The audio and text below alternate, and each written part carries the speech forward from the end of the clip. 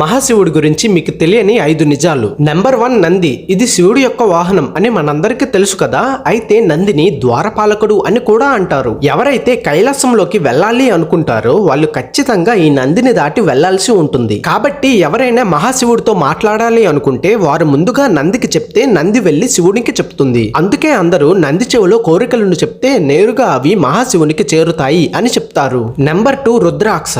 రుద్ర అంటే శివుడు అని, అక్ష అంటే కన్ను అని అర్థం. రుద్రాక్ష అంటే శివుడి యొక్క కన్నీళ్ల నుండి ఏర్పడినది అని అర్థం. నెంబర్ 3, పాము. శివుడి మెడలో ఈ పాము 3 చుట్లు చుట్టుకొని ఉంటుంది. ఆ చుట్లు అనేవి భూత, భవిష్యత్తు మరియు వర్తమాన కాలాలను తెలియజేస్తాయి. నెక్స్ట్ ఫ్యాక్ట్ తెలుసుకునే ముందు ప్లీజ్ సబ్స్క్రైబ్. నెంబర్ 4, మూడవ కన్ను. ఇది శివుడి యొక్క కోపాన్ని తెలియజేస్తుంది. నెంబర్ 5, త్రిశూలం. దీనికి 3 కోణాలు ఉంటాయి. ఈ 3 కోణాలలో మొదటిది సత్వగుణం, రెండవది రజోగుణం, మూడవది తామస గుణములను తెలియజేస్తాయి. చెప్పండి హర హర మహాదేవ.